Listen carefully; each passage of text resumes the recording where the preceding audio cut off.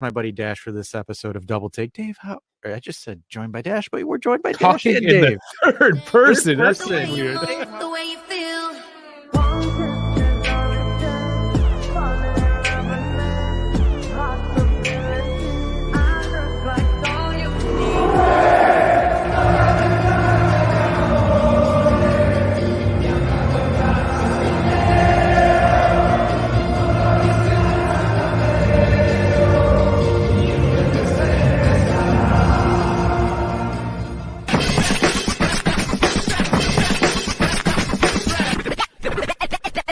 Ladies and gentlemen, I am bobbing my head up and down, yes, because today is our Saturday call-in show, and That's why you're bobbing your head? I thought something else was going on. Nah, Welcome to the Saturday call-in show. Yeah, welcome to the Saturday call-in show. Yeah, welcome everyone.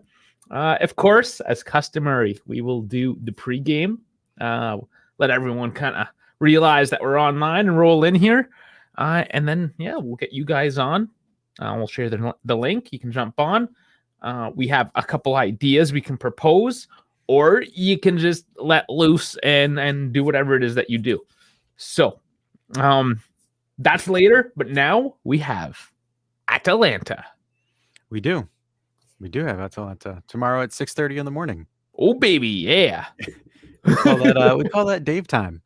Oh, that is Dave time. That is, I love it. Dave time. So it's gonna be fun. Early morning game. Kind of going across the league a little bit. Inter absolutely dismantled Roma today, and Dybala getting subbed into a standing ovation only to concede to Lukaku not even 2 minutes after. I thought that was ironic and funny, but Lazio decided to have a mental breakdown and absolutely collapse against Milan.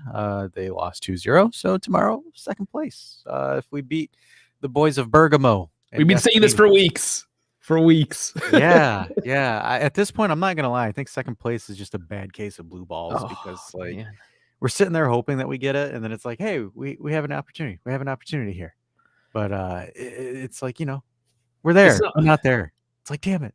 It's not going to be an easy match. No, absolutely not. I'm actually a little bit worried for this one. Yeah, but hey, crazier things have happened so far. So hey, new month. New year, new me, new month, new Juve. Yeah, all that nonsense. Yes, of course. But here is the squad list. The most notable, Barbieri is in the absence of De Chilio with that ACL. Still no proposed timeline. I mean, a year-ish, give or take. He's done in February. Yeah. It's a while. He gone. Oh, yeah, California from Massimo here. It's going to be a 3:30 a.m. game. Not committed, I see. Not going to make it. All right, I see. I don't blame him. I mean, that's pure dedication.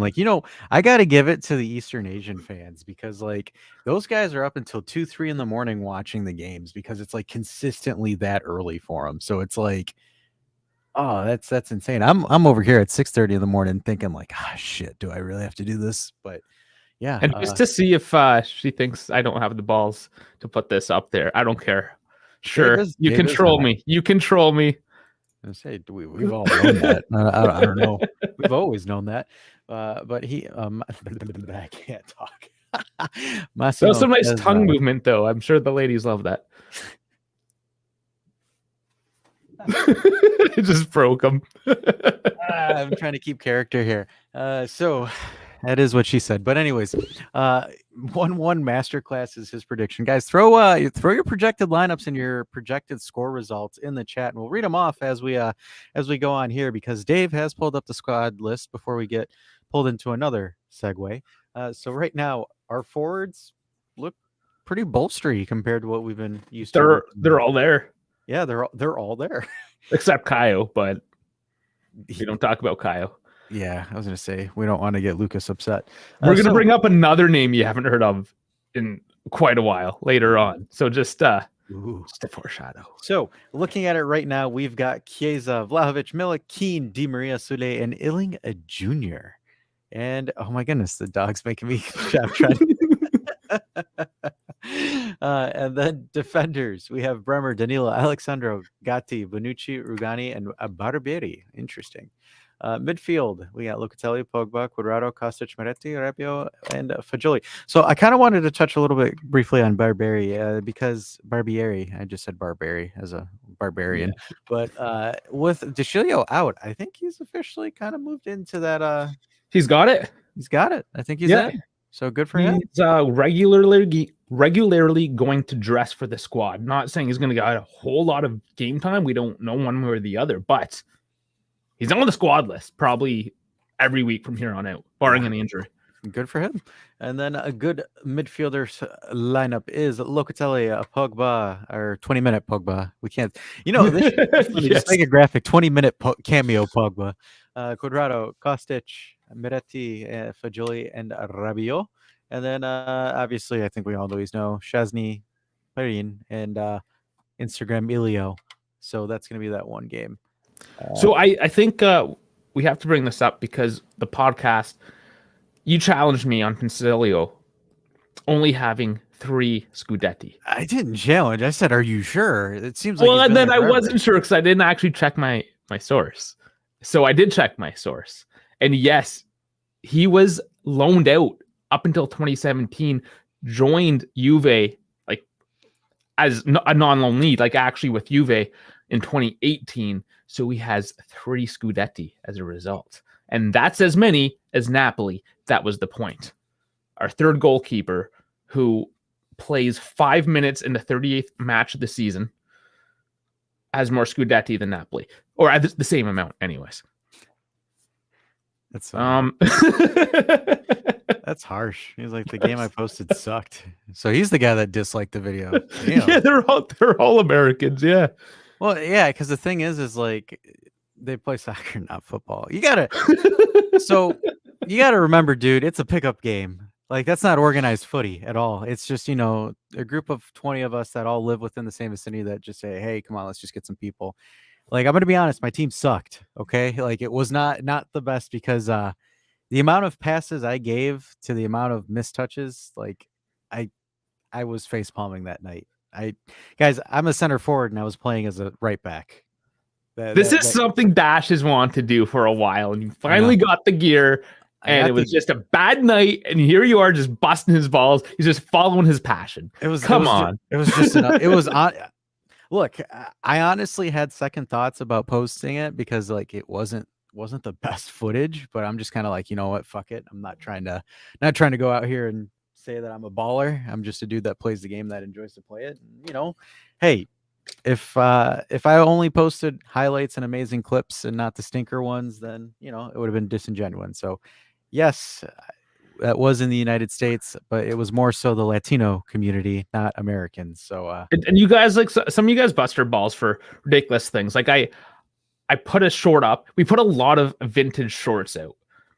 A lot of the times, well, one, they're just cool, but also the copyright on them is a lot more loose. Like, we do enough editing for them that we get away with it, but once in a while we get hit. So we just got hit with a copyright on the Dusan Vlahovic goal from the weekend. Was it a strike? Yeah, it was a strike. An actual strike. Yeah, I haven't actually told you yet. Surprise, Dash.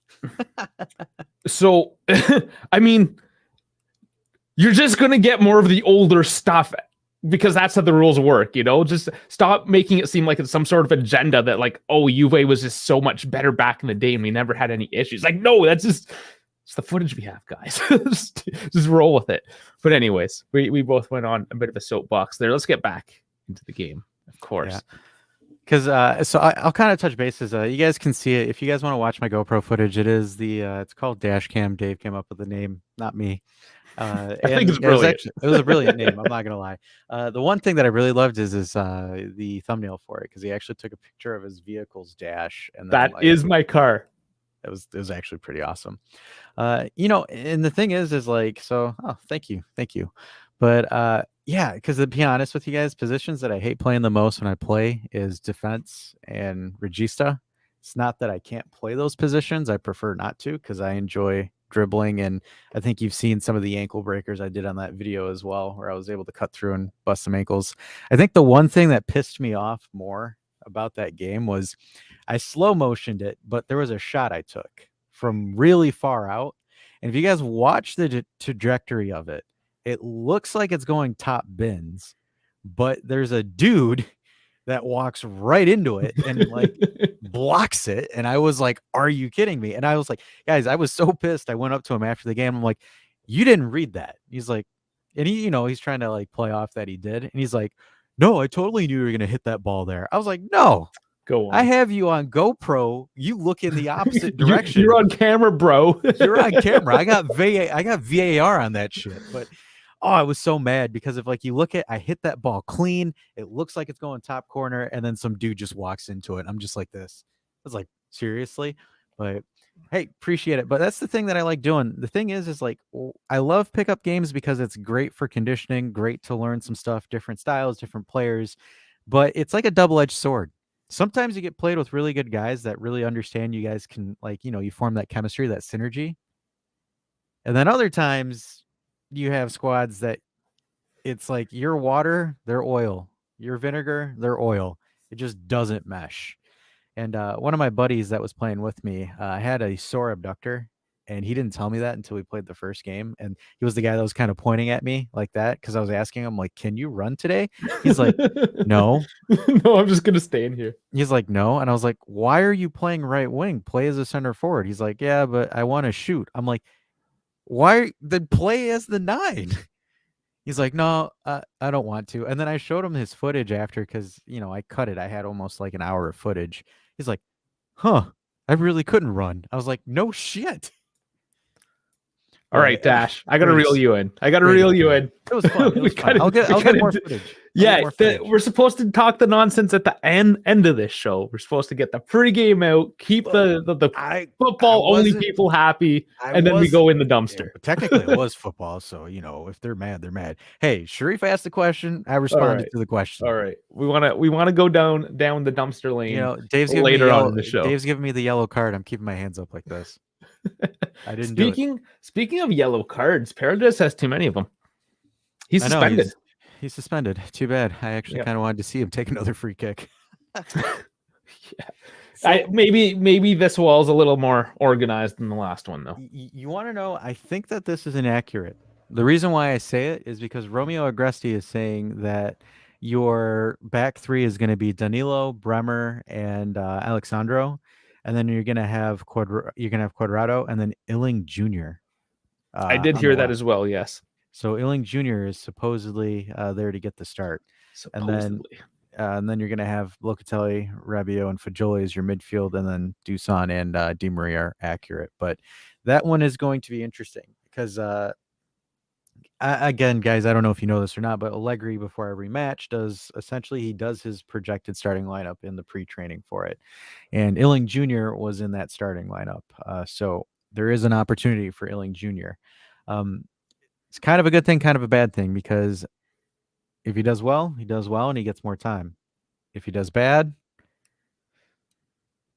it's kind of tough. He's in a tough situation. The reason why I say that is because Illing has to go up against Kostic for that starting spot. And, he might not be in the best of form, but again, Kostic right now has a leg up. Dude, I'm surprised. And the funny thing about Kostic is they didn't give him the assist for Dusan's goal. Syria did not give it to him. So technically he would be second in assists in the league, but he's third. But however, just the man keeping us down. I know it is. I hate Syria. But the thing is like, I'm really excited for Illing, but I'm also really nervous for him. And I'm hoping because we're going to probably lose Moretti, Soulé, and Illing Jr. for the next couple of weeks, guys, just because of the Under-20 World Cup. May 20th is when they would leave. Yeah, so we're running the opportunity of losing those guys, which hopefully maybe they don't get called up, but they're going to. But so hopefully Illing takes this and makes it a good shot. I kind of want to ask you, Dave, because I saw a couple of reports about our good friend Illing, because there's a bunch of Premier League teams looking for him. Has Juve ruined his career, or do you think he's progressed well? I know where this is. So petty. I'm just curious. So petty. Okay. No, Juve has not ruined his career. Chat commented as well. He's 20, and he's on the first team. I think it was Sunday League football that was putting somebody in their place. I love him. I love Sunday League football. It was good. It was good. He is one of my favorite Twitter. Him and Inconvenient Truth are two of my favorite Twitter posters. But because the thing is the reason why, because like, so Misak, if he's probably still in the chat too, and he's probably gonna hop on the call in section later. But like the thing is like a lot of people are like, oh, well, every time he bursts on, he changes the game. Yes, he does. But if you talk with, for example, someone that consistently watches him in the under 23s, again, he's not top dog or not dominating versus like, for example, a Sule or a Meretti would. So like, I don't think we're ruining Illing. I mean, like Illing's getting opportunities. I'm not saying that Illing's terrible or bad, but like for example, yes, Illing lit it up in the English under 20s in the I think it was the last international break. But, like, guys, you gotta remember, dude, the dude came what, 2 years ago? A year or 2 ago? Came in the under 18, got promoted to the Primavera, went from the Primavera, got promoted to the next gen, and then from the next gen got promoted to the first team. And he's played Champions League football. Like, I don't think Juve are ruining him a lot at all. No, I he's think if got any so many decent looks, and yes, you could probably argue he should have gotten more looks. But Misak is he's a resident under 23 guy. I mean, he watches these guys. He's not refined, and we've seen that. Yes, he's got a lot of bursts of speed, and he's really exciting to watch for like 20 minutes. But I don't think he's really at that level to just play that consistent football all the time. Yes, you have to get consistent football to play consistent football. I get it's a double-edged sword, but with Kostic just being so solid this year, and now with Chiesa back as well, it's tough. I mean, the fact that it's now he's getting the time is kind of what's interesting.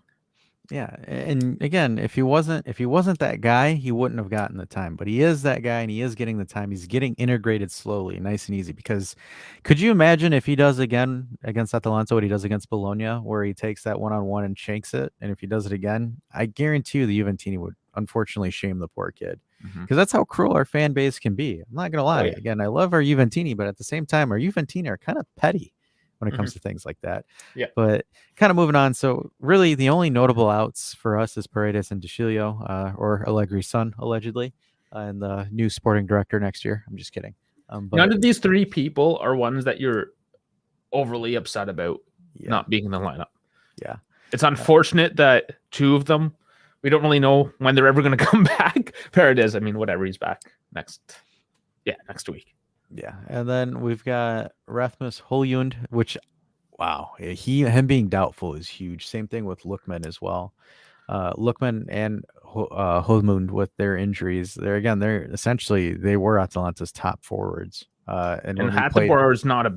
I mean, he's pretty decent too for him, and he's been out. yeah, Hans is out as well. So offensively, Atalanta's missing some key pieces as well. And then Yeah, so Zapata is and who then- we're expecting. and then Misak also said that Palomino sauce is out as well.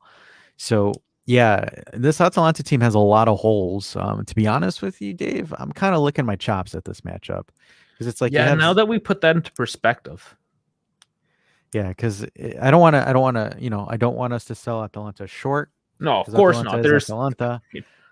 However, I feel more comfortable with Dusan or with Zapata than I would have felt with Lookman and Holmund in defense.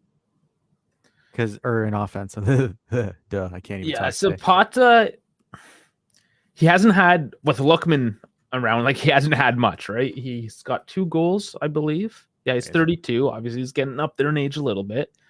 Yeah, He's 2 just- goals, yeah. 2 assists. He's become essentially this season. He was Super their sub. relief. Yeah, their super sub / relief with him and Muriel. But if you look at it, if you go back to the formation, it looks like Gasperini's kind of shifted the way that they're playing right now. So it's Yeah, a with the 3-4. 3-4. Yeah, it was a 3-4-2-1, 3-4-3 in a sense, where he normally plays the 3-5-2. Because in the 3-5-2, he'd play Lookman and Holmlund as their top 2. And again, he needs a little bit more support for Zapata. So he's got Kopenmeyers and Pasalic. So look, if there was a time to play Atalanta and have, a good opportunity to beat them at home, it's now. I'm not going to lie, guys. Like, I think this is probably one of the better opportunities that we get to play against Atalanta, and we need to take this opportunity because it's going to be crucial for us. It's extremely crucial. So I'll move this over into the table because I mean the table is tight, extremely tight. That's what she said. Yeah, We're hoping it's not so tight after we have our way with her. Let's see. But here's where it stands now. So Napoli have clinched, of course. Everyone knows that. Lazio 64 points in second. They did lose today to Milan, which pushes Milan up, of course, in fifth. So we're a point back now. Yes, a game in hand. We still need to play tomorrow. But if we lose, we are tied with Inter. Not what we want to do. No. So this is huge, very huge. We need to put our best foot forward. We need to get those points. Even if it's just the 1 point. I mean, you want the win, but anything to keep the edge going, because I think there's just a big FU to Inter this year, especially. We got to do it. Yeah, and I think the crucial thing also as well is that, Allegri said we need 72 points to secure Champions League qualification, so we need 9 points. Yes. Starting tomorrow. Yeah, we need to keep this train rolling. As well, Atalanta here, they have a lot to fight for. Sitting in sixth with 58 points, tied with Roma, who lost today. Which I don't understand why he said 72 points mathematically guarantees. He said, no, I don't think he said mathematically guaranteed. That's just like the projected points that you would need. Because I could have sworn he said 70. That's interesting. He said 73, maybe 72, depending on the results. Maybe it's 73. I think I might have misread, because I'm thinking 73 because there's, for us it's 5 games left, so 15 points, not going to happen, but it would be 70. We would have 78, and then Milan has 4 matches left, so Milan's maximum would be 73. And then Atalanta, if they get 15, would be 73 as well. So these two would be 73. Yeah. So this is really a fight. So if Atalanta win tomorrow now, they're tied for that 5th spot. And then, I mean, it's just ties. Everything's separated by 2 points. 2nd to 7th, 2 points. But of course, if we win, we open that up a little bit.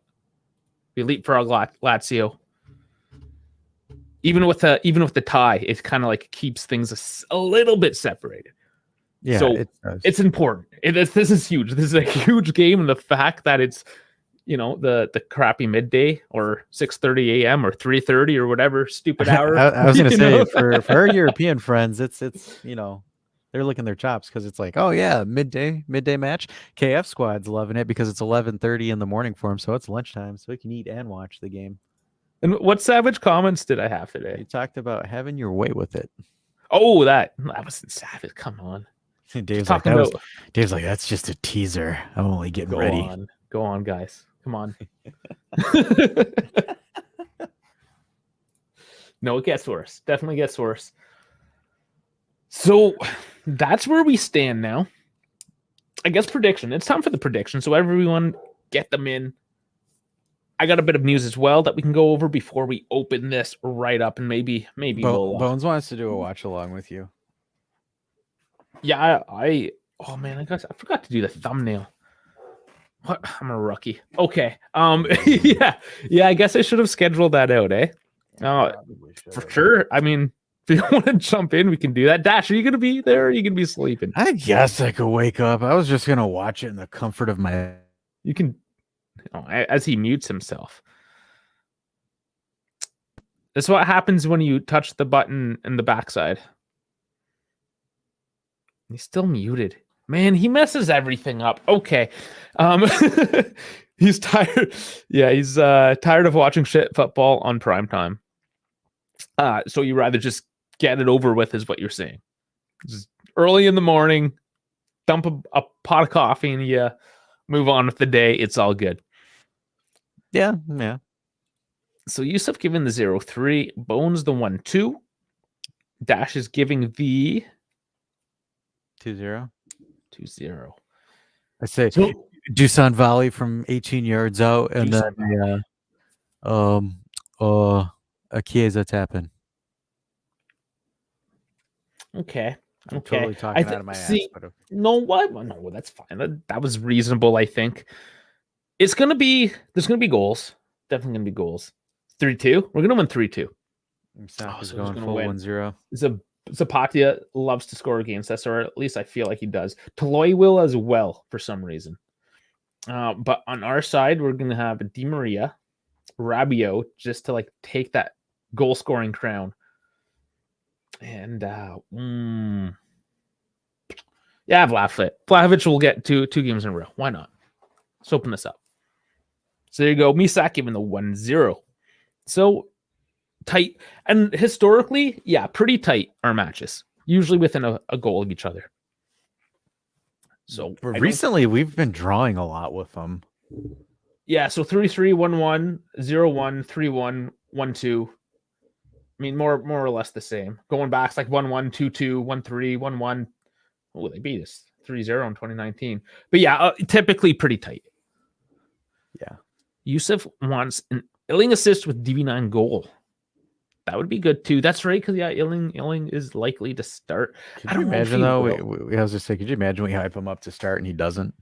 I don't think he will. Honestly, that's one of my predictions. He's not starting. You don't think so? Nope. Kostic he'll get subbed off. But Kostic you'll get subbed off, but yeah, he'll play. You got to rest them. I mean, that's the next thing too. Sevilla, Thursday. That's a pretty huge game. That is a huge game. Which I'm just going to name drop right now. We got Monchi's Men coming on. That is the English-speaking Sevilla podcast. So that I don't know if we're going live or not. We haven't discussed that. But we're going to record that Wednesday regardless. So we will have that out to you guys on Wednesday for the pre-match with experts on Sevilla themselves, which is exciting. If you guys have not noticed, I have now displayed the Sevilla scarf at the Sevilla, which way? Right there. The black and red one. Because I did actually go to Seville a couple years ago to watch my first match in Europe. I had the opportunity. I was in the country. So I did it. He did a thing. So yeah, I did a thing. It's not like I'm some secret Sevilla fan. I kind of have a special place in there. My heart for them just because of the experience, of course, but like whatever. I went all in. I got the scarf and the jersey. I pretended I was a Sevilla fan for a day. It happened. It was cool. Don't hate me for it. Everyone just start posting, oh my God, Dave cheated? He cheated on us. I didn't cheat. Come on. You didn't cheat. We were on a break. I was on holidays. So I just when it's on holidays, it doesn't count. Right? Is that how that works? And Bones saying Illing usually has an assist when he plays. Did he last time? He did. Well, I don't know. He didn't have the assist on the Miller goal. He created it, but didn't have the assist. Yeah, he created it. That's right. So, yeah, because Chiesa was the last person on the ball. So they gave it to Mr. Chiesa. Or either that or they just gave it to a ghost because, ghost assist. But yeah. Kind of what happened to Dusan against Lecce. They didn't give Kostic the assist. They're just like, yeah, Dusan somehow passed it to himself and scored. Yeah. So just before we close out, there's a couple interesting things here on Zapata since he's probably going to play. And if he does play tomorrow, it will be his 150th for Atalanta. And if he scores, which we don't, okay, I'm not trying to jinx anything, but if he does score, he will be tied for the club's best or top goal scorer. Best. I guess it's still the best goal scorer.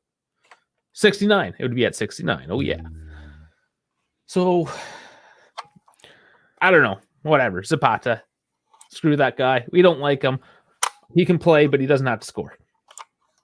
Moving on. That's the pregame. Are you playing with a smoke? What is that? I don't know. Looks like a smoke detector. Yes, I play with smoke detectors. What is going on? I don't know, man. I'm futzy. Leave me alone. Are you like a fire alarm inspector on the side? Is that one of your many mystery jobs? Yes, I am spy. I am secret spy for KGB. That's why I have Russian accent. I come in, I do secret agent stuff. Because have you seen those guys? I don't know if you ever worked in a building like that where they just come in and test fire alarms. That's their job. Fire alarm tester.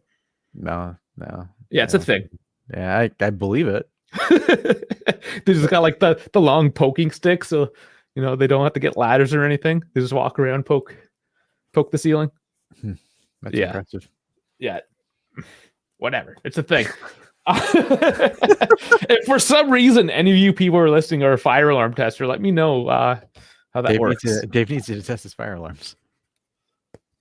I can press the button myself, man. Yeah, you're not wrong. But anyways, we will move on. That is the pregame. I will get the invite code ready. So I think though we need to cover this for sure because it's been all over Twitter. Is Giuntoli?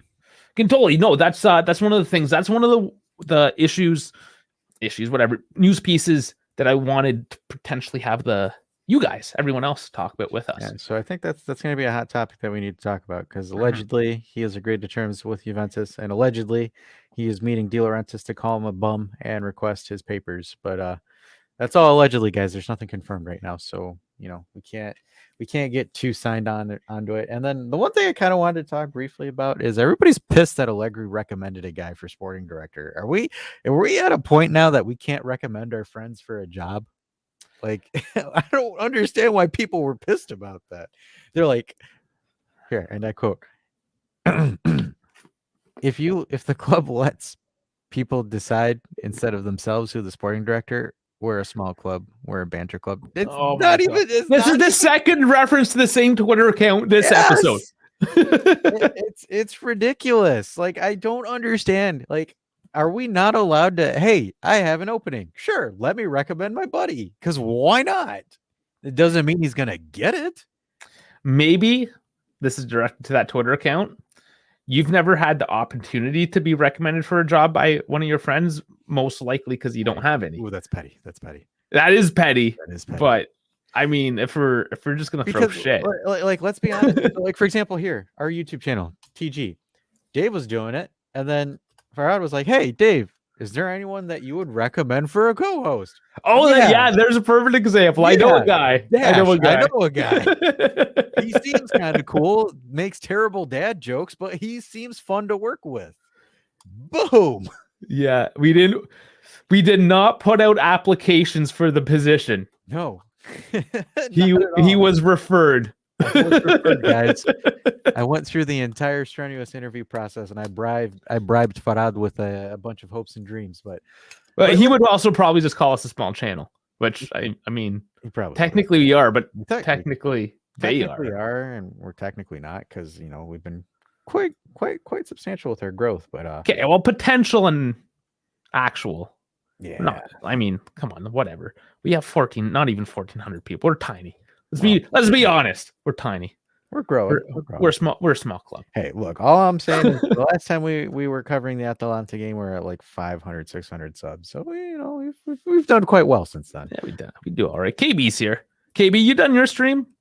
I was watching his stream just before I hopped on here. He does Killzone 3 like it's 2005. Working it out retro. Actually, speaking about retro, I might do this. I might do a stream. There's so much things going on. I don't know how I'm going to fit it in. But there's this game called Super Sidekicks. And it just released on Amazon Games. It's the first like actual soccer, like look like real soccer kind of video game that ever existed. I'm looking up the date now. It's got to be like, I'm guessing 85. It's old. But I played it yesterday. 92. Oh, okay. It's not super. It sucks as we're growers, not showers. Oh yeah, I am. Whew. Good. That's I had to double check. We're good. Okay. Here I'm gonna show you. I played this game yesterday. I don't know. I was killing time. Super Sidekicks. Yeah, old school. But it was fun. Oh, I remember that. You actually played this game? Yeah. I did not. I didn't even know it existed. But yeah, you can get it for free if you have Amazon Prime. It's a free game right now. So, KB, can you play on one of those communist computers that you own? That's what she said. What? She was talking about communism? No, are we allowed to? No, is that like the comment? I'll play with you, Dave. Oh, he said it like that. Did he say it like that? No, it just says right there, I'll play with you, Dave. It's right there on your screen. No, I know, but yeah, he was talking about the game, but you're talking about innuendo now. Yes. Yeah. But I'm asking, whatever. Let's move on. Okay. Fuck. Oh man, I completely fried you. I'm giving the link to people because they gotta save us. Yeah, I They got it. gotta But get in here and anyways, break this shit. anyways, guys, use the link, hop in. Again, we like to say just keep it respectful, keep it clean. You can talk about Giuntoli, we can talk about Atalanta, we can talk about uh, Twitter, you can talk about how much I suck at football. all We that can talk stuff. about a lot of stuff. But also, and somebody mentioned it, Youssef, yes, Pau Torres, SMS, and he's adding on the Rovella plus 25. I don't know. I don't know how solid that part of it is, I don't know how solid any of this is because, or to be any of honest it. with you, like say that we hired Giuntoli and Giuntoli doesn't want any of these players. So Yeah, that's a thing too. like I don't know. To be honest with you guys, I hate to be this guy, but nothing transfer wise, none of it means anything. It's all moot. Now, think- there's go ahead. another bolt on. Speaking of bolt ons, that's another innuendo thing. But Okay. I guess he didn't pick up on that. Bolt ons are fake tits. Really? Yes. Okay. Along with Giuntoli, his right hand man Stefano Stefanelli. It's one of those names, Stefano Stefanelli. Yeah. He might come along. He might come because he is the chief scout. Yes. Now there are a couple more things. Misak's here. Let's bring him in. Misak, what's going on? How are you guys? Oh, pretty good. Pretty good. Doing well. We've won games now. It's finally. So I'm. He's like, we won a game. Yeah. Yes, we should. You know what we should have did is we should have taken parts of the pitch, blown fireworks all over the place because we finally won, just like a certain team finally won a Scudetto and nearly leveled their entire city in the process. And then imagine Lecce fans come into the pitch and starts like we kicking us and with their belt and just smacking us around. Did you see the pictures?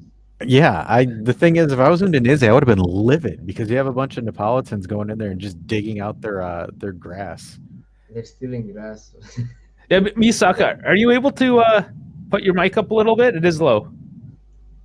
Is it like this? It's okay, or should I? No, your volume's low.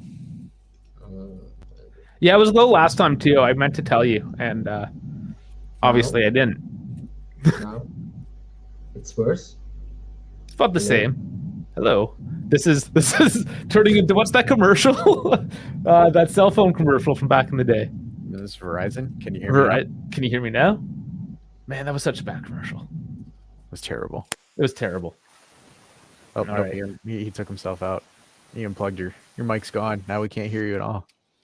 Hello. Now we can. Yeah, you're there. We'll work with it on the fly. We'll do our best. If it's really bad, I don't know. Let us know if it's just trash. You just have to yell. We'll do something. Yeah, just yell at us. I'll figure out something in the meanwhile. Let me see. Anyway. You're not using a Mac, are you?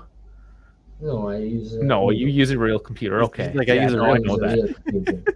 Yeah, no, because I've seen your desktop before, and you were showing us how like miserable it is where you live. It was funny. He gave you that side eye because the second you said Mac, it's like looks at the camera. It's like, ew, what a peon. Ew, what's Mac?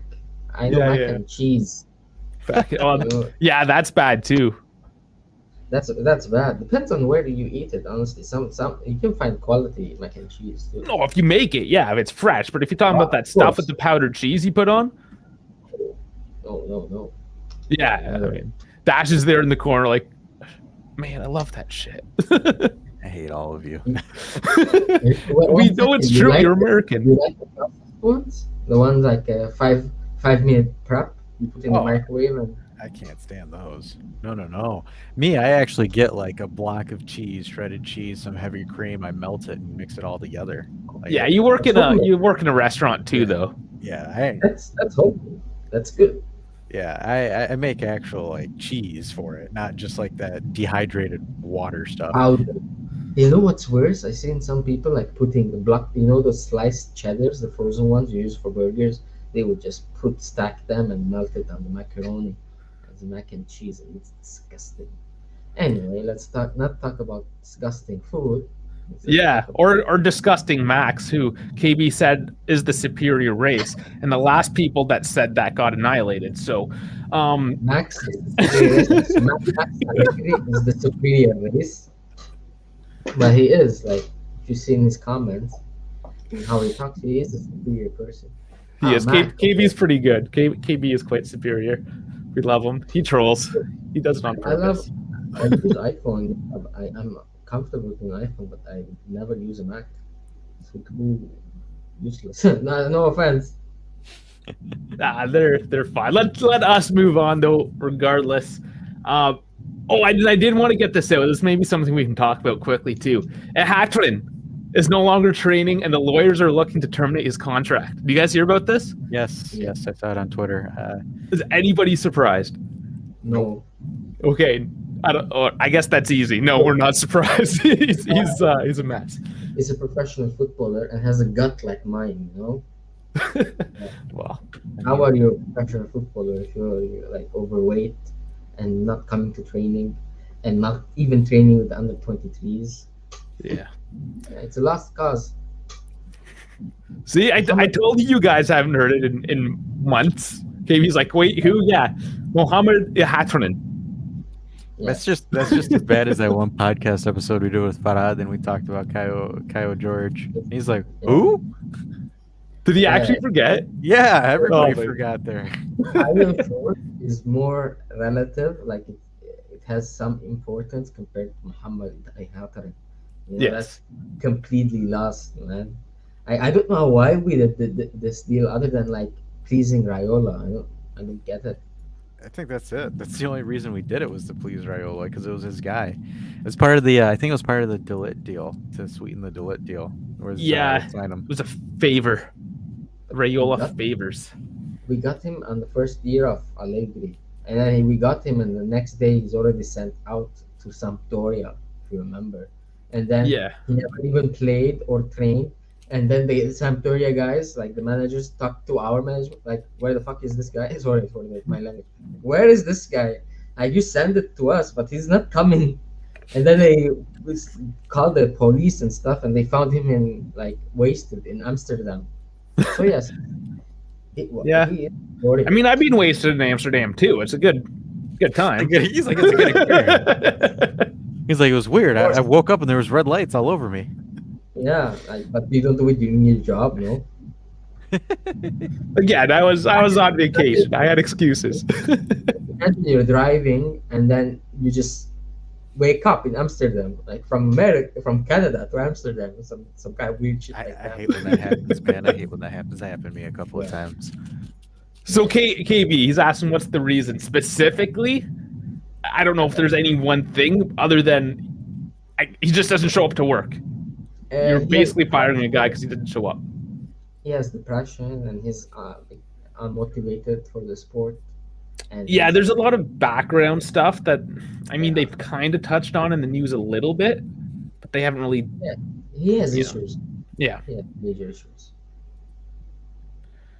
Yeah, don't even. Yeah, we got him because it was Raiola kind of. We rub your back, you rub our back, kind of thing. You know, you need to offload a guy, move him around, maybe make some accounting changes somewhere. I don't know, but You know, it's something we did. Anyways, let's talk. What do you guys want to talk about? What do you what do you want to want to talk about? It's What's the biggest news for you right now? The Giuntoli talks. It's Okay. heating very much up and it's making me happy, honestly. Because we Okay, he's happy. Nice. We got happy Misak. That's a direction, no? Like we have a direction. Like we're gonna get a guy in that is experienced, like Marotta was back in the day. Yeah. That has done it, that has succeeded, and knows how to scout. And we're gonna bring his head of scout too, apparently, with him, his right hand man. So even like for me personally, even if we take a 1 year sabbatical, like next year, we don't even compete. Okay, I know that it's a process. It's okay with me. Like we're gonna move somewhere because it's gonna be like that. And it's finally we're moving on. We're going to a right direction. We that we haven't had since 6 years, in my opinion. Like Marotta was growing stale at the end of his tenure, and we were trying to figure out if we can bring Luis Campos, if you remember, that he was back in Monaco during that time that they got Mbappe and Bernardo Silva and stuff. We were trying to get him in, and it failed. And then Marotta stayed with us, and then the Cristiano Ronaldo thing happened, and etc. So yeah, and So it's interesting that you mentioned that because I kind of wanted to bring that up. Is you know, all the people that are cheering for Guntoli, and also again subsequently a lot of those people are part of the Allegri out train. Are they going to go after Guntoli if we don't compete after a year? I think they are, because the thing is it's going to take two to 3 years, I would say, because you have to cut some of the dead weight. You have to bring in the new players, integrate the new players, integrate whether or not they change Allegri or not, integrate that. But it's gonna take time. Like, some people mocked Arriva Bene. Oh, it's a 3-year plan, 3-year plan. Well, we're not competing next year with Guntoli. I'm just telling you that. most Ex- likely no, it's not yeah, expected. Like you need 1 year of like continuation. In my opinion, it's 2024 is our key year because in 2024, Chesney's 12-13 million contract gross is gonna finish. Bonucci retirement and contract finish. Sandro, if he renews, it's until 2024 contract finish. Like there's a lot of that weight. In 2024, they're finishing. Artur, it would be on his last year of contract, so we would be able to finish it and let Artur go play Counter Strike on, in Brazilian servers and stuff. So, That reference, man, it keeps on coming up. yeah, because he has his own. He has his own gaming like I team, always right? forget though, and then you guys talking about it, it just Yeah, throws me off. it's only a matter of time before he buys KB out. I remember Douglas Costa in his last year was also doing stuff like that, and then his performance like went down when he started doing more of those Hey, streaming and hosting and stuff. yeah, Yeah, you should have talked to my wife. I've been streaming all the time. My performance is really dipped. Mm. I'm done now. You want something new? Dave, sometimes you just have to push on through, buddy, Yeah. Yeah, just keep on folding her in there. and just Zone tuck her. in. Just zone in. To a single spot. Bravo 6, Bravo 6, golden cheeks. Yes. Oh, you guys. But Yes. because the thing is like when we look at it, whether it's Guntoli or whether it's Sassuolo, because Allegri is pushing for Sassuolo's sporting director, it's going to take time. It's going to take, again, 1 year for sure. Next year is a throwaway year. I'm going to be honest with everybody here. Unless we somehow miraculously struck fire and it just works. Unless we do Napoli like last year, changing Mertens and everybody and hit, everything was a hit. And then Well, that's why we're trying to get the dude. I mean, yeah, it's part of it, right? Yeah. Like even if we don't get, let's say we don't get Giuntoli, I personally I don't want the Sassuolo guy because he is not a first team sporting director. He's part of their youth program. Okay, he's the head of the youth program. We don't honestly we don't need that. Our youth program is fine. It's great. You look at it. Look at the amount of talent we're churning at the moment. Personally, whoever you get somebody that's a first team experienced guy. Simple, yeah, and who's good at his job. That's a requirement too. But like, get my priority is somebody that has a voice, that has decision making, and has experience. But that's it. Yeah, and I mean, Giuntoli is one of them. I think just the way things are looking, I think it might happen. It sounds like it might happen. Yeah, it's very likely. Honestly, look at all the sources, all the smoke. Like this, I've never seen this much smoke from a sporting director. So it's more likely than not. Only issue is ADL being ADL. Like he can be He can be a dick.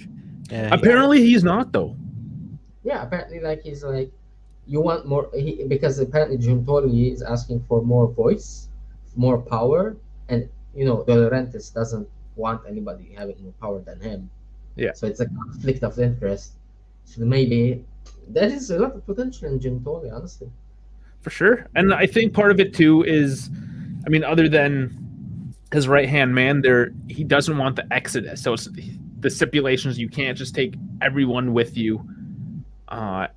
And yeah, you're not going to get a severance package either. Like that's it. You just cut your ties. And that's it. We're done. Move on. Maybe Juve pays it. Maybe Juve pays the package. Like, you know how you buy Yeah. a coat Yeah, from a club? perhaps. Like, we give some spare change. ABL, go buy a toilet, and Go give buy, us, go buy some seats for the fifth row. That's what it is. You guys gonna give De Laurentiis some money. Go buy some seats for the fifth row to leave Maradona.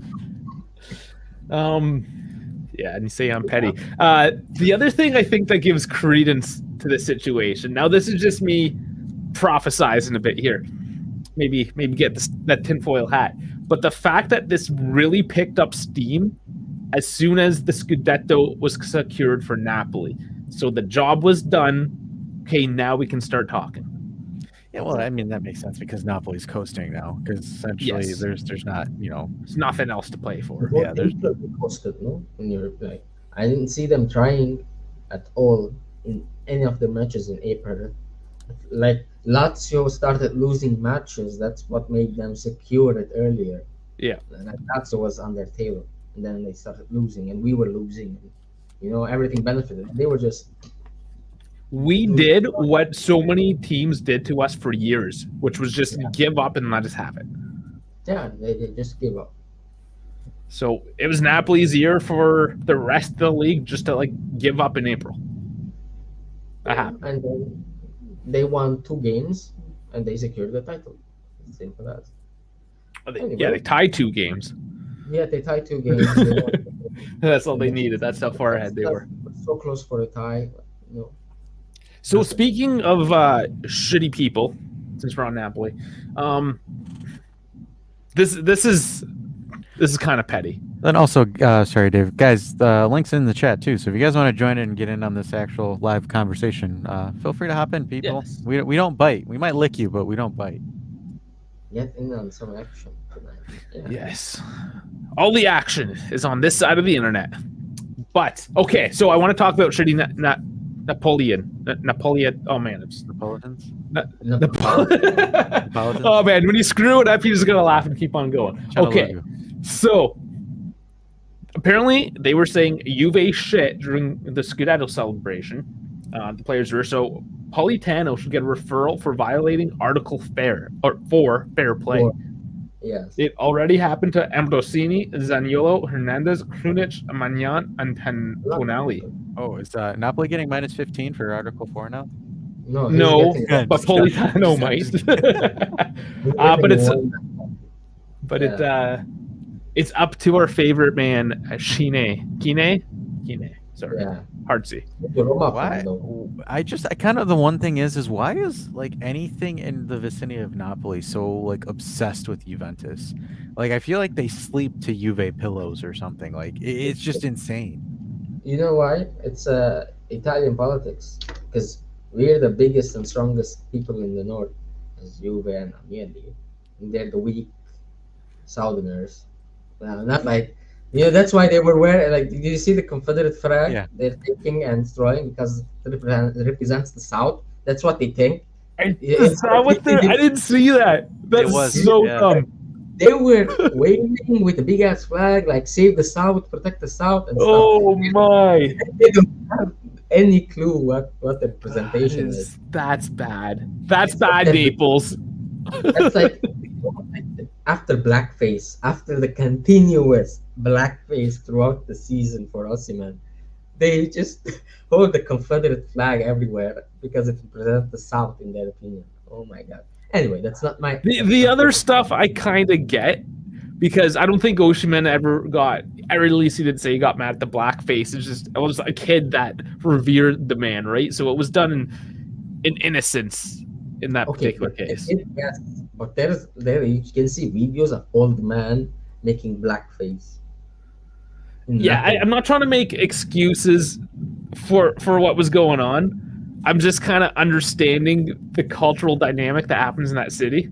But just to ignore history, I mean, read a book. Or just read a book, man. Yeah, they're basically obsessed because of Agnelli and the power and stuff, and we're the rich in the north and they're the poor and stuff. That's why they're so obsessed with us not Milan and Roma. Milan and Inter, for example. Milan's the financial base, anyways. Yes, they are the exchange place where you exchange the whole money. Yeah. Because we're the superpower. We control all of Italy. We're the what's the name? The triangle, the Illuminati. Yeah, we're the Italian Not the Illuminati. Illuminati. But again, like if you just read a book and looked at history, Milan was actually the center of the Roman Empire in the later empire because Rome was just an overcrowded cesspool. So, and even the papacy went to Milan. Everything was based out of Milan. Rome was just a symbol. So when it came to unifying the peninsula again, they used that symbol and reinstated Rome as the capital. But for all intents and purposes, it's freaking Milan. But they just have a hate on for Juve because they don't read. Isn't the Lombardy kingdom like before in Italy, because it was split into types of Yeah, it was all kingdoms. It was kingdoms, and one of them, biggest one and the richest one, was the Lombardy kingdom. Yeah, which French, Lombardy really. area was the whole Milan area, and their center was Milan, and they were like it was the center, and it wasn't Turin. And then the Agnellis and stuff. Then the Industrial Revolution happened. Exactly, with the Fiat and stuff. Then they got rich and they took workers and stuff. Okay, but the obsession of hate, I don't know, man. We're getting political and historical. Yeah. Look, for a guy that's not Italian, I understand. I have read a lot about it. Yeah. Obsessed, no? Let it be, man. It's in the past. Yeah. Some people do live in the past, though. It's what gives Not us. That's why you see Maradona everywhere. It's been 33 years, man. Let it go. Do you see us holding the face of Baggio, or no, even worse? But back then, but more than Baggio, like everywhere we have Platini. Do you see Juve fan does it? We do Del Piero now, but that's been 10 years. Yeah, we got a lot of Del Piero though. I mean, he's right there. Probably take off my Platini jersey. Oh crap! But one second. You don't paint on your wall everything and stuff. No, I don't have like a monastery. You don't make Del Piero wear like a saint's robe and stuff, like he's a saint. Guys, was a fucking coke addict. But that's why he appealed to the common folk, and there's so many of that type of people in Naples. That's why they adore him so much. I understand it, but yes, it's a little creepy. It's a little too exaggerated, in my opinion. But yeah, anyway, it's over top. That's the South, That's what they say. They're very romantic, and passionate. It's kind of like Miami, like where the F1 GP is going to take place this weekend. Yeah. So there's our F1. And you watch that, don't you? No. I'm just reaching for F1. Like my father, my uncle loves it. Oh, it's fine. I can't stand more than 3 laps, to be honest. Oh no, man! I'm just searching for friends. So it's interesting though. I recommend you someone that moans a lot on Ferrari. Yeah, Ferrari. Leclerc again. Yes, he went into a wall in FP3, I think it was. Whatever. Okay, we got an F1 fan. Yes. Finally found David. It's the Daves. Yes, Daves. We got it. So I think though, kind of looking at some of the stuff that I've been seeing, though, I kind of understand why Giuntoli wants out of Napoli, because Kim Min-jae has a release clause of 60 million that Manchester United is about to activate. So he's going to be out the door. Then I believe Victor Osimhen is probably on his way somewhere in the Premier League. Yeah. Maybe Al Sadd is not going to sell him, apparently, publicly, but no way. The guy, he had, like, Osimhen, they promised him, like, you stay 1 year. Next year, you're going to go to the PL, because his dream is to play in the Premier League. You can't fault the guy. Like if Dusan Vlahovic tomorrow says Real Madrid comes and asks like, "We want to leave. I want to play for Real Madrid. That's my dream." Why would you say no? Go follow your dream. Go follow your dream and sit left bench. But bench, yeah. If he went to Real Madrid, Dusan would be another Jovic. He's now worth 100 million. they're taking bids of 150 That's insane. Look at the trajectory. up. Yeah, Nuts. They bought. We don't really know how much they bought him for, 75 million. but No, apparently he was worth and 50 million. it was 50 million, but they bought him for 75 at courts. But you know what happened, right? Oh yeah. Oh yeah, like No, they bought four players at 5 million a piece, so valued them at 20 million, so it dropped the value. It's the same shit that we're getting in trouble for. imagine Giuntoli comes to our doors the next day. Kine knocks on. Oh, you Oh did yeah, the awesome. You are banned. You cannot work here anymore. Again. oh That'd man, be funny because that's super petty, and I believe something like that I would happen. I would Yeah, put and money on that. You Yes. will imagine us get like again in the court and stuff as Juve for a deal that's done in Napoli. Jesus Christ. I don't want to That's talk about it. It's no, so stupid. I'd put the tinfoil hat on for that one. Yeah. It's That's too far that's fetched. amazing. Anyway, let's talk. Yeah, If let's say okay, Giuntoli comes and he most likely when you get a new sporting director, the coach goes with him. I don't know if he will become a collaborator or a part of the management team, which I feel like it's gonna happen. Honestly, I think he will get a position in the club, Allegri, as a sport management collaborator or something like that, like I could see that. guidance. It's funny that you bring that up because for me, after the first time that he left and he didn't go anywhere, I'm kind of more inclined to think that I don't think Allegri leaves the club at all or goes anywhere. Either he retires or goes into management. But the thing is like the reason why I'm kind of like a little bit like, how do we know for sure that Guntoli would fire him because or he would leave because Guntoli wanted him at Napoli and Allegri turned it down and told them to get Spalletti as well. So it's one of those because things where it's like I don't know. because Giuntoli wanted a specific type of football with it, and Allegri said no, you're not gonna get it with me. You can ask my friend the bald Spalletti there. He can give you that type of football, and that's how it worked out. So if Giuntoli comes, he's gonna ask Allegri, look, you're gonna play this way. He's gonna tell him no, either way, and then Elkan probably is gonna manage him and put him into part of like a sporting management team, like an Nedved, like a Nedved type of role.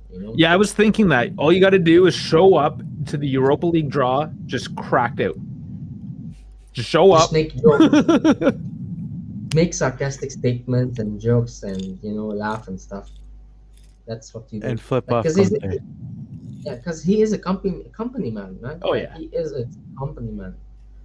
He never fights, he never bickers with the company and stuff. So like, I feel it's gonna happen like that.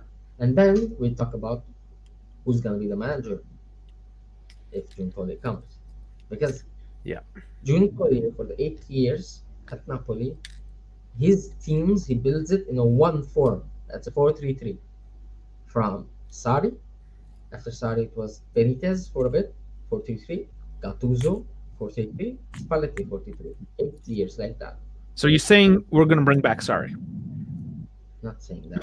I'm saying coach that plays a 4-3-3. Oh, Pep Guardiola, Juventus confirmed. Everybody, There here we you go. go. Pep Guardiola. Personally, Or is it Dan?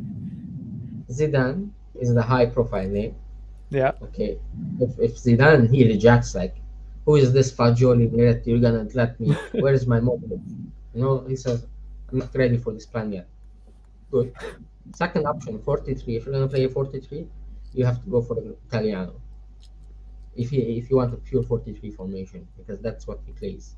You think Italiano is the coach though? Like, does he have what it takes? I will wait until what he does in the what's the name? Conference League, The Coppa Conference Italia, League, yeah. as well. Conference League, Coppa Italia, how he played, because that's his formation. That's kind of style. That's a Giuntoli type of coach. Somebody has an ideology that plays in that specific way. So then we talk about the market after that. Like if we get the coach, we have to do a market for him. Now, looking at our discombobulated team If you're gonna get a coach at the 43, there's two players that you don't want to sell, but you have to sell immediately. Bremer and Guess Kostic. exactly that's on point. You fire sell them because they cannot work in a 4-3-3. Bremer should be able to adapt. I love Kostic. I don't see him working in the 4-3-3 though. Bremer, I can see him work. Maybe we give Bremer one more year.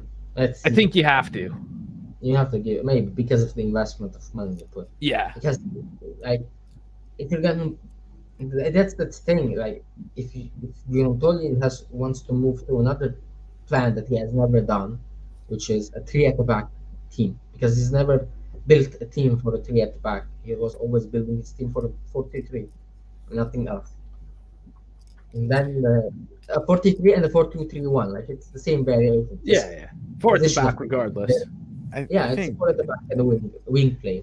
I think he's really going to go, because if he goes for the 4-2-3-1, that opens the door to De Zerbi as well, because that's something that De Zerbi runs a lot. Yeah, and that's always a name that's going to be there. I think And they play. De Zerbi plays a 4-3 and a 4-2-3-1 next, depending on the personnel he puts. But it's the same kind of wing play, and I like.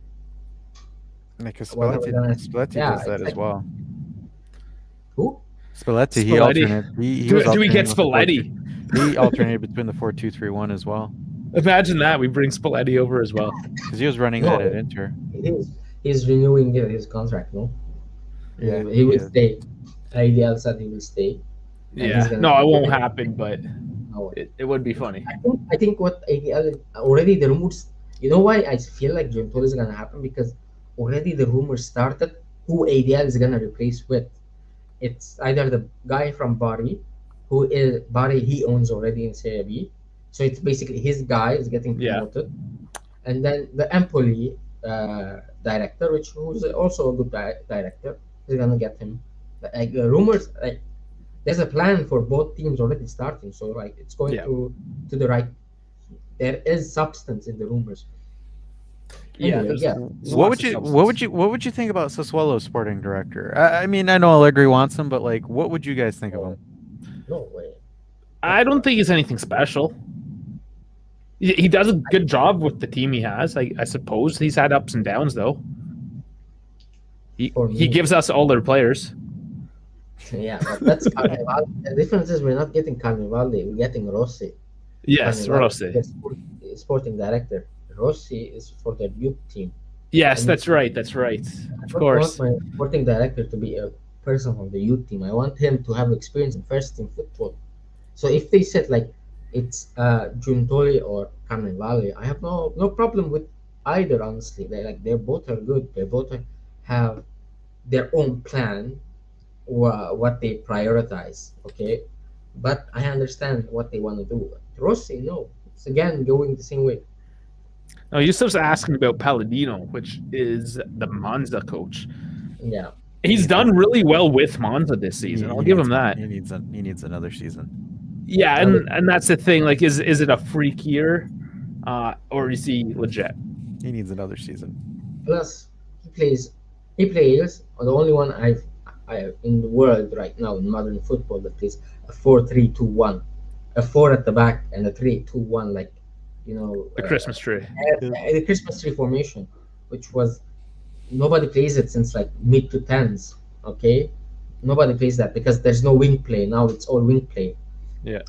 So I have to wait and see how he develops his game and what he implements with his like if there's continuity in his work and he's getting a European spot, I'm okay in the future maybe.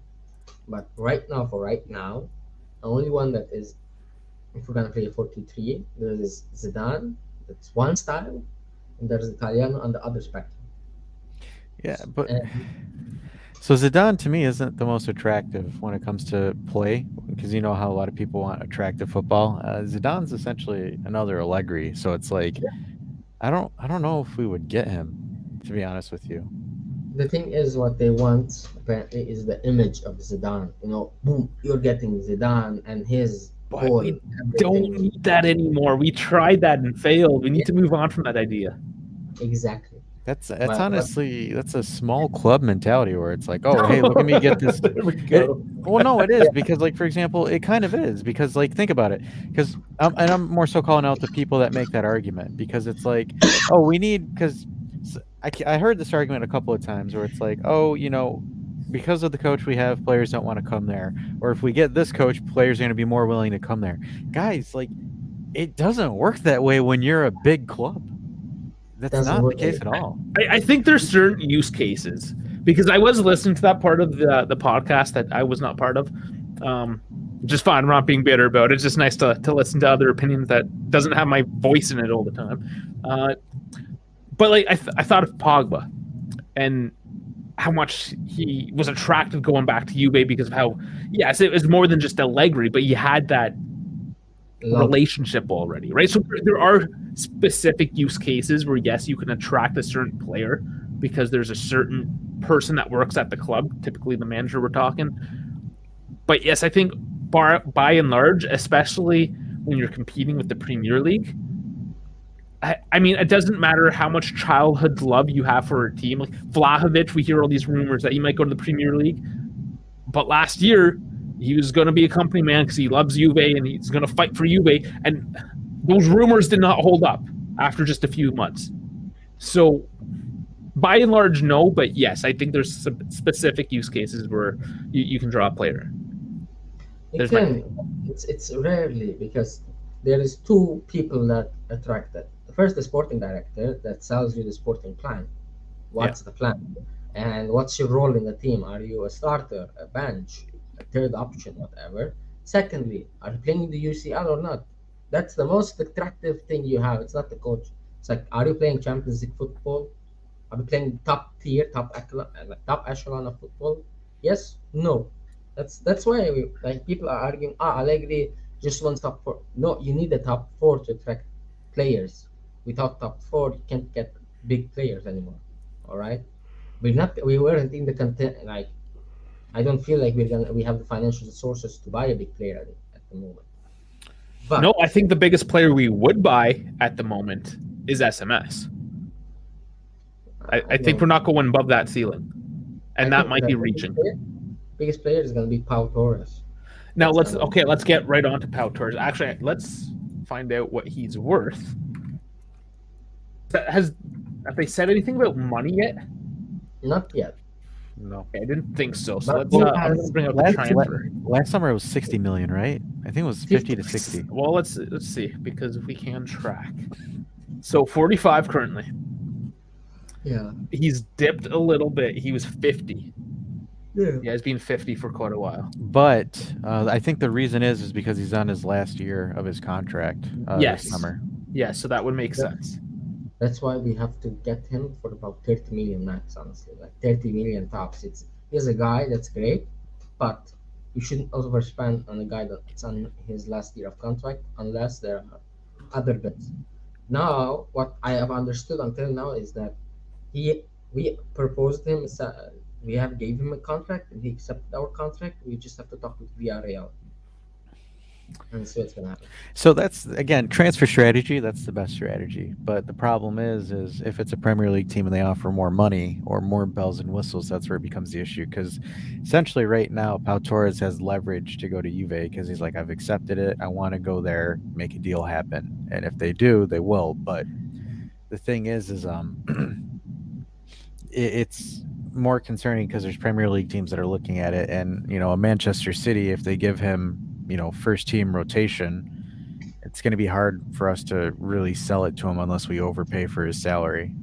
You know what we need as well? A left-footed center back, yeah. Yep. Yeah. Well, the other option, for example, I don't think he would go to Manchester City. Maybe United because City, you have Laporte. He's not even playing, and he's Spanish. I'm not mistaken, Laporte. Yeah, he's Spanish. Like he knows already. Like the guy is not. He's a good defender, and the ball playing center back is not getting game time. Why should he go there and try? Yeah, Man United's buying Kim Min Jae, so we shouldn't worry about them. Yeah, I'm not too concerned with Man U. No, but we need a left-footed center back, and I think the highest rate we have is Pau Torres because He's a ball playing center back that we lack on the left. Yeah, this is essentially going to be a Benucci replacement. Yeah. And Bone says I would get somebody else, but that's the question then is which somebody else, which profile that we can afford that is on the market, like what's available. And it can't be a developmental piece, guys. Like we actually need someone that's a guaranteed Stop. starter. Yeah, we need a Yeah. starter. Slot him in. We need a left-footed ball-playing center back. Like you need this profile, and this profile. And I'm not saying there isn't one that exists, but if there is, like, let me know and we'll look at it. You know? Because for example, let's play what ifs now. So say that Giuntoli comes in, we switch to a back four. Right now, if we got Pau Torres, it would be Pau Torres and Bremer as your front two, and then you would have Gatti as a reserve, and then Huysen as a developmental as a fourth, and then In my opinion, Rugani still at the club. yeah. In my opinion, what I would do is, if we're gonna play a four at the back, you put like Bremer and Pau Torres as your starters, okay, and then Danilo and your Gatti as your backups, Huysen as the fifth as your development piece, okay. You try to get rid of Rugani and what's his name, Mr. Nono Bonucci. If the Nono doesn't want to leave and Rugani, we cannot move him because also sorry I forgot Rugani's contract is also 2024. So like if you see everybody's gonna go in 2024, which is good news. Anyway, off the topic. Then we go to the major issue, major problem, and the major investment of our team, the fullbacks. Yes. Okay, Trujillo won't come back until the end of next season. Yeah, no way. Because a muscle injury takes him 2 months. Imagine an ACL, how many setbacks the guy's gonna have and stuff. At least a year out. Okay, so we need two right backs and two left backs. Now, in my opinion, the correct way to do it is one, you get Cambiaso. He's not going to be the starter. He will be your De Chilio replacement. Basically, a guy that covers both the right flank and left flank, not as the starter. Then we need a right and left starters. In my opinion, if you saw the rumors of Mazraoui, Hussein Mazraoui, he is my top choice. I've been crying for him to come since his Borussia Mönchengladbach days, before he went to Bayern. Okay, and he's great. He covers the whole field. He can dribble, and he's fantastic. And he's defensively very sound, which is very good for me. Because my left back choice should be Ronaldo, who is gonna be your attacking flank, the guy that's gonna go up and down and mostly gonna be the one that's attacking. But can we attract Grimaldo at this point? Yeah, because we're gonna get if we make Champions League, we can. If we don't make Champions League, I don't think so. Because because before then, Manchester City wanted him, a bunch of other top teams wanted him, and then he chose not to sign for any teams in the summer to focus with Benfica. But I wonder, did he cool off? No, he won't renew his contract. Juve is on his trailers, basically. I would expect to hear about him a bit more. No, David saying Rugani's is not a bad rotation piece. Actually, the problem is we're paying him $3 about million. six. No, it's about Three and a 6 half. million. Yeah, the 6 million gross, 3.5 million not for a backup piece. That's Yeah, the problem. it's a lot. That's why we have to we should try to move him and then Mr. Nono. But Or give him like $1 million a year contract, because who else is going to give him more than that? Back in like 2015, 2016, Chelsea wanted to give us 60 million for him, and we didn't sell him. isn't that Alexander? No, Rugani. They were offering like 40 or 50 million for Rugani back in 16, 17. Man, we have done a lot of mistakes. And speaking of all these contracts as well, it has been put out there in the news today that they're all being deferred until a new sporting director is in place. Which is good. Yes, exactly what we want to hear. Except for Danilo. I think Danilo's went through. Yeah, Well, he's proven himself. Yeah, that's a bit of a different case. Man, now everybody's shooting on Danilo because of two penalties. Like, man, the guy is beat like a horse. Like, he has by far the most minutes in our team. And the issue is we cannot trust him anymore. Yeah. Yeah. Yeah, so sorry. Ben Sabayin is the Algerian. So yes, Mazraoui is from Ajax. mixed Yeah, profile. Anyway, I like both of them because the both of were from Arabic origin, so I'm mixing them up. that's all right. I mean, you get a lot right, so you're allowed to screw up once in a while. Yeah. The Anyway, one last thing, really, I thought, since we're on this defensive piece, mm, there's reports that we might get Koulibaly on loan from Chelsea. Only if I Now, think that only happens if Giuntoli comes. it would be then interesting. yeah, it's the only way if we fail to sign Pau Torres, Yep. then okay, fine, I understand. Because we need a left-footed center back. That's the guy that's comfortable playing on the left side. I think having Bremer and Koulibaly as your center backs would be very intimidating for the other guys. Oh yeah. Not the greatest movement though. That I think that's where the Pau Torres piece comes in, as somebody a little more mobile in a sense. I'm not mobile, I'm not very comfortable on the ball. Yeah. Like imagine in a mythical world, okay? You get a coach, that's a position style coach, okay? And then if you have watched Huijsen play, he's like, I haven't seen a defender that is as good on the ball as him. Even Bonucci, who was great, if you remember back then, he was so good. I've never seen a defender so silky on the ball.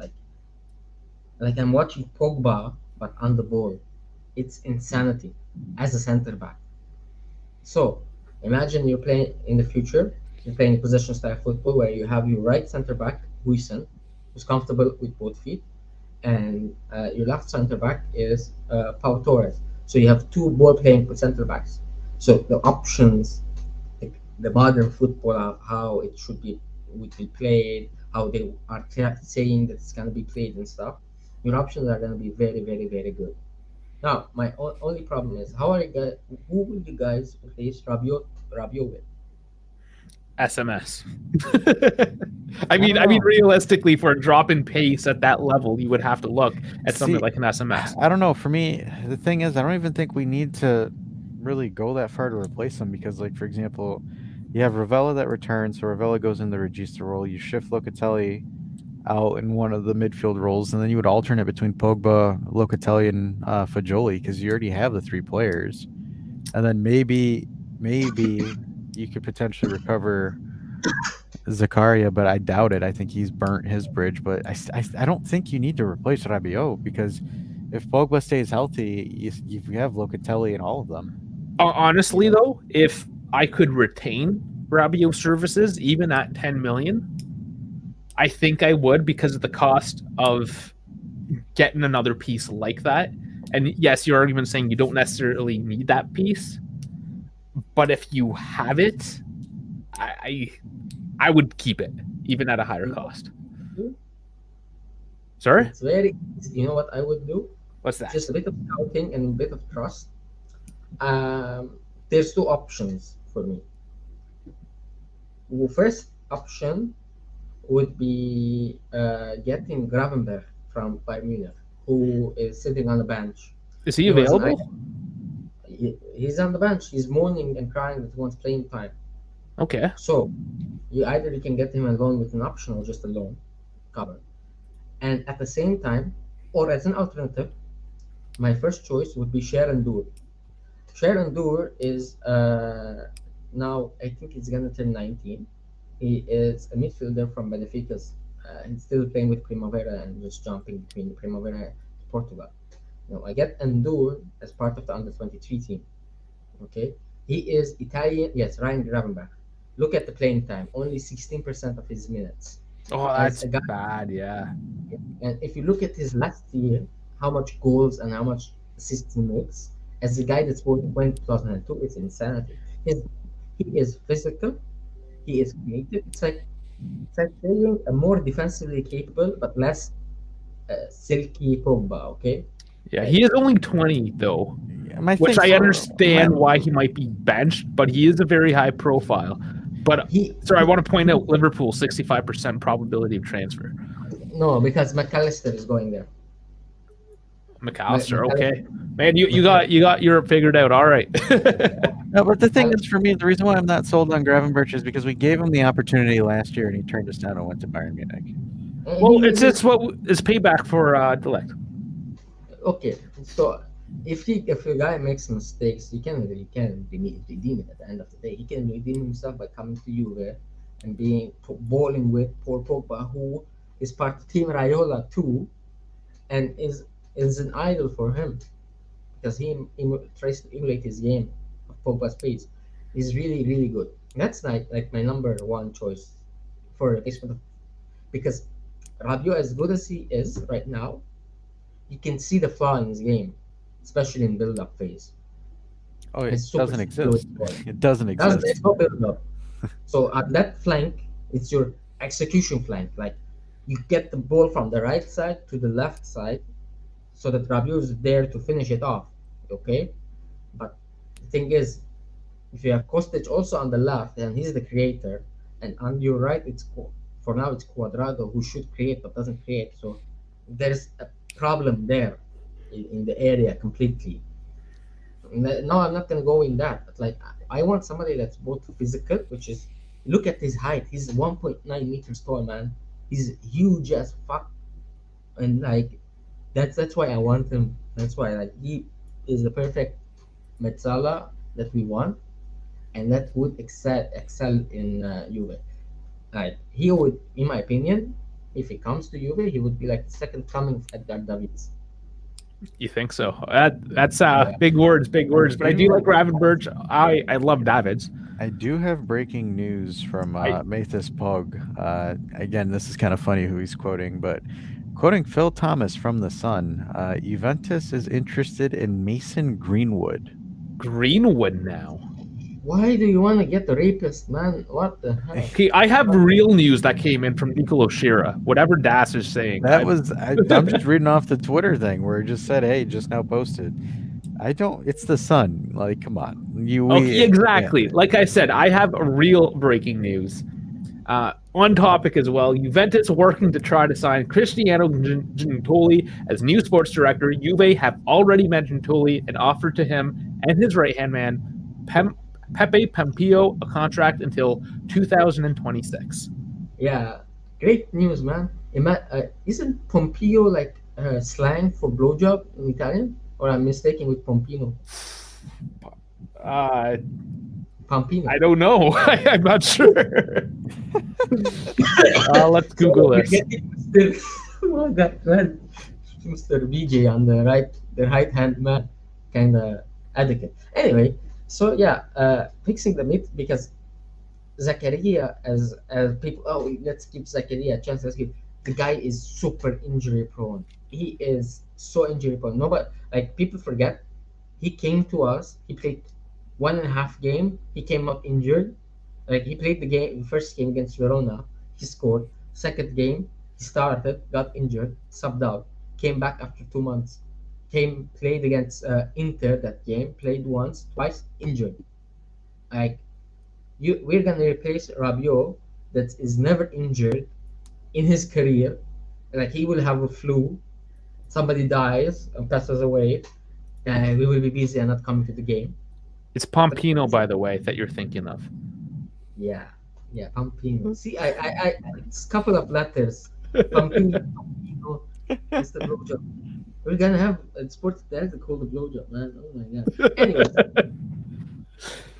so yeah, Giuntoli and the blowjob. Anyway, so let's say that's my share and do. If have you seen him? Have you I have ever not watched seen him, him? no. Okay. How do you spell that? Can I write it in private chat? Okay. Yeah. Ndur. Okay, yes. I will look it up now. He Bring is it up. Senegalese Italian, by the way. He's not. If you, he is Italian. Okay.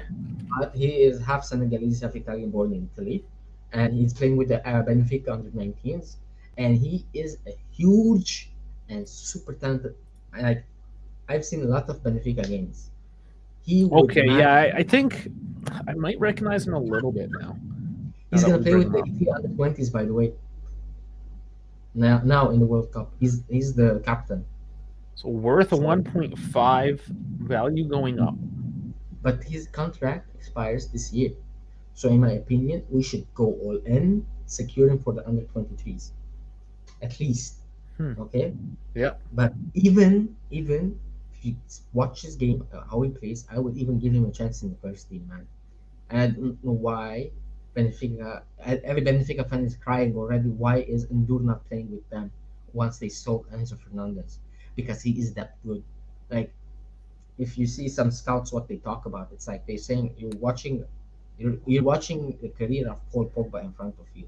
So Same you have to way. remind us because we're gonna have Adrian from Rabona TV on here. I don't know, soonish.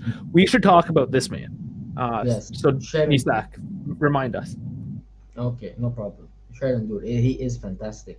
I've watched him in 2 years. One last year when he was in the under 19 semifinals where Miretti Sule played and stuff.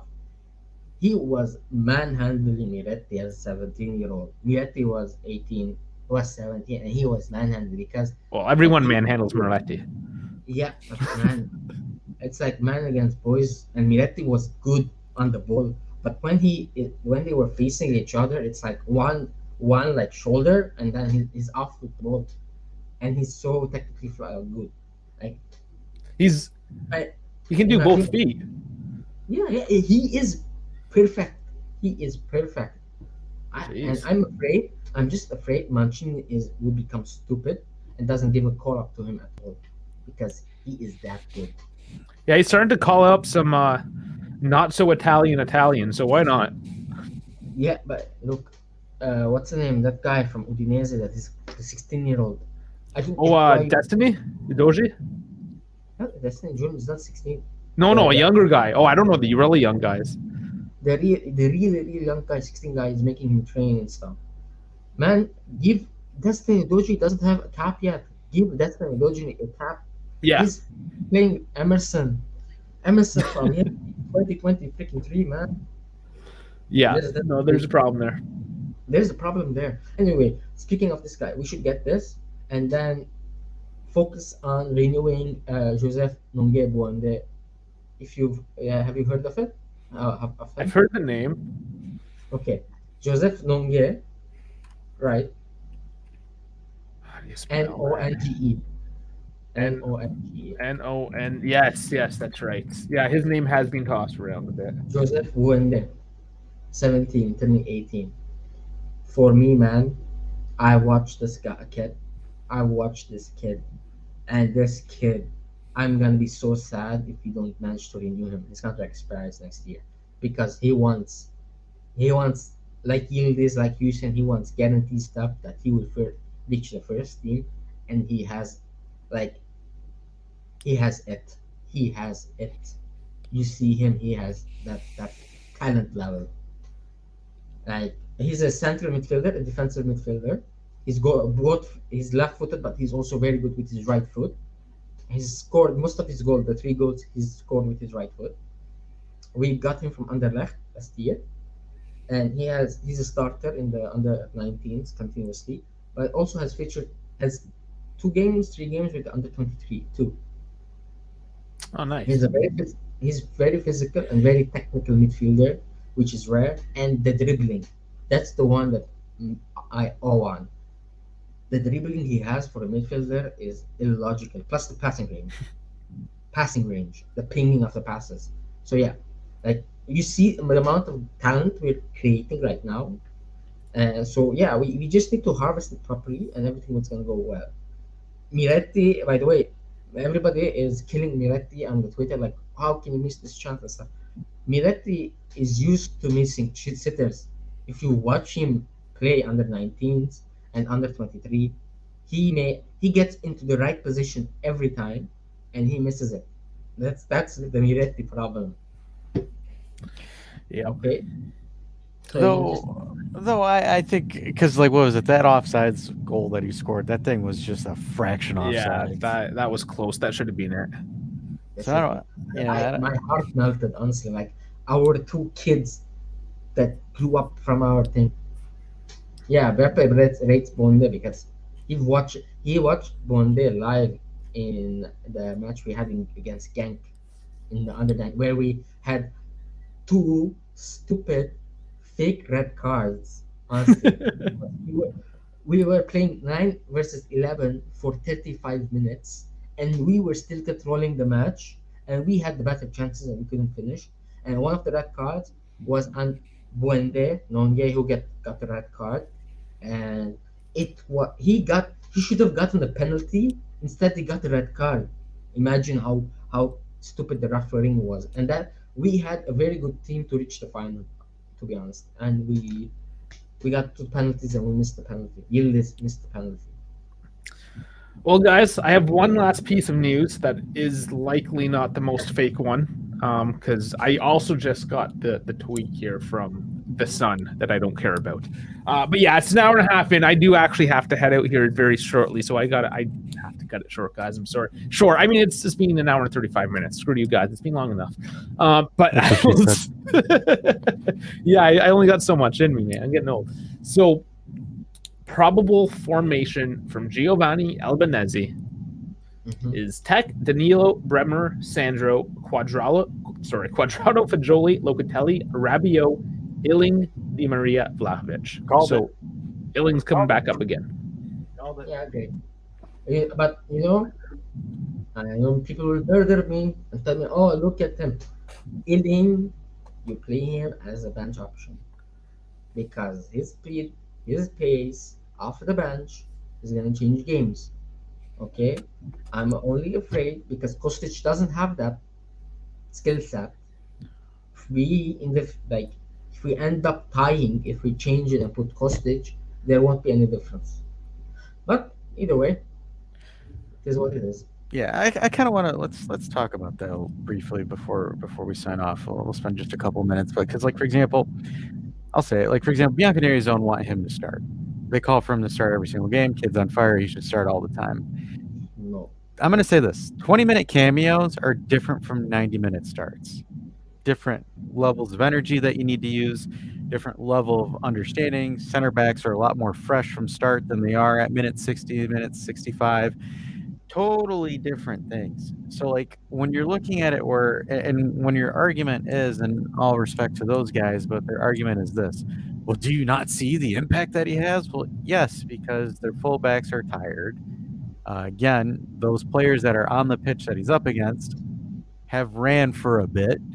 So yeah, having a young 20-year-old with pace, of course he's going to do something. But again, if you start him from start, his effectiveness goes down. exactly. Mhm. That's like he is a great impact sub. For example, Sule shouldn't be an impact sub because he doesn't have pace. If you've seen him, he's Yeah, not he's fast. slow. He's slow for a guy his age. He's slow, but he's very technical. So he can dribble short spaces and stuff using his technique, but not with his pace.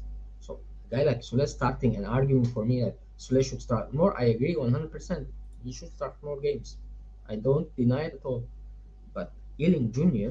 with the skills that he has, for example, people will murder me. Federico Chiesa in the under 2020 in the 2020 Euros, when he was most effective is when he came off the bench because Yeah. he injected speed. He he had this explosiveness you send when the fullbacks have already ran for 65, 70 minutes and they are tired. Mhm. So it's like a chess match. When you inject somebody with a winger against him, a fullback, the other coach will change his fullback and he would waste his sub on a defensive sub instead of an offensive sub. That, like what I'm saying, like the countermeasure for them is no more offensive power; it's more defensive power. Well, you used an offensive power for them, and they cannot counter it anymore. Like so, it's all based on planning and tactics. That's why it doesn't matter. Ealing should have 30 minutes playing. I'm okay with like constantly giving Ealing 30 minutes, 25, 40 minutes. 45, not 45, 35, 40 minutes, okay? But starter, you're his whole skill set, you're not using it properly as it should be. You're not exposing, like you're not supplementing his skill set like this. You're just making it like even harder for him to be more effective. And that's it right there. It's just one of those things where it's like you play to the player's strength, and his strength is his pace. He's not going to have that level of pace minute 60, minute 70, minute 80. It essentially nullifies Illing from his play style. Because again, he doesn't have the experience. And look, I understand, and a lot of people are saying, "Hey, where is he? Where is he?" I don't agree with him playing 90 minutes. I say, 45 is probably the cap, I would say. And that's if you seriously need to inject some kind of difference at the beginning. But yeah, I'm not a big fan of these people saying, well, why isn't Illing starting? Because he's explosive for the 5-10 minutes. Because, like, for example, you use Bologna, he was explosive for 5-10 minutes, and then he disappeared right after. Yeah, because his explosiveness waned because he was playing as a wing back in 3-5-2. Like, he should be further up on the pitch. So tomorrow he's gonna be against Zappacosta on the right because Hotteber is out, as you showed. He has a cruciate ligament injury, I think. Okay, so it's gonna be Zappacosta. Zappacosta does both flanks. Goes up and down. Mostly he's a defensive guy. He doesn't penetrate a lot. He rarely penetrates, but he's getting some goals. You're gonna. It's gonna be a very tough match for Illing, so I hope he can do what's good. Yeah. All right. I am curious though with Gatti not starting, but maybe he's just out of his hot streak's over. He's getting saved for Thursday. I hope so. Attack those Sevilla midfielders. Dribble 10 players and score. Yeah. All right, guys, I do have to cut this one out. Sorry we can't go later. I mean, I get double booked on Saturdays. What can I say? It's going to be a thing. Dash. Did we force Misak to do it? He denied us last time. Nah, we don't need to do it. Okay. I don't know. He doesn't need to do the outro. I know. I just one day we'll get him. Monday, Guys. let's hope it. Well, yes, Misak, thanks for coming in as always. Always giving your opinion. It's always appreciated. Great, fresh perspective. It's not just me and Dash all the time. Yeah, I mean, you hear yourself in your headphones too. You just hear yourself too much, so it's good just to like check out and just listen in. As well, the chat. Thanks for all the great questions and comments. I hope to see y'all bright and early because I will be here. I don't know if Bones is going to be there, if he's just yanking my chain, if he's going to jump in or not. Dash, I mean, he barely made it to this one, so we'll see tomorrow morning. Yeah, you got Lucas. Make some. You're gonna put an alarm clock. Yeah. Yeah, I do have an alarm clock. It's a dog stepping on my gut telling me it needs to pee at 5 a.m. So funny thing. And this is going to be the outro, but hit my music, Dave, because I'll give a teaser for 2 podcasts locked in. So, thanks everybody for tuning into this video, and if you stayed this long, I'm going to give you a special announcement. So, we're going to have podcast coming up with some really cool guests. One of them is Rabona TV. I think we've confirmed that. The other one is we're going to have a conversation with Sunday League Coach from Twitter. And the third one that we just booked on Thursday, Mina Brzezinski will be joining us for a podcast episode. I love her. Not like personally, but like I love her content. Everybody loves her. So Mina will be on the channel at some point, to be decided. We've talked to her. She is down. She is in. So, guys, we have some star-studded podcasteers coming in the coming weeks. So oh, yeah. No, we'll catch you tomorrow, 6:30 a.m. I'm so jacked up for this. I'm going to be in my house coat with a nice warm mug of coffee. Y'all better be there bright and early. And if you're on the Eastern Hemisphere, Misak, he's looking at you. It's going to be nice and late in the day. So expect to see you there. Love you all. Thanks for joining in. Forza Juve. Forza Juve.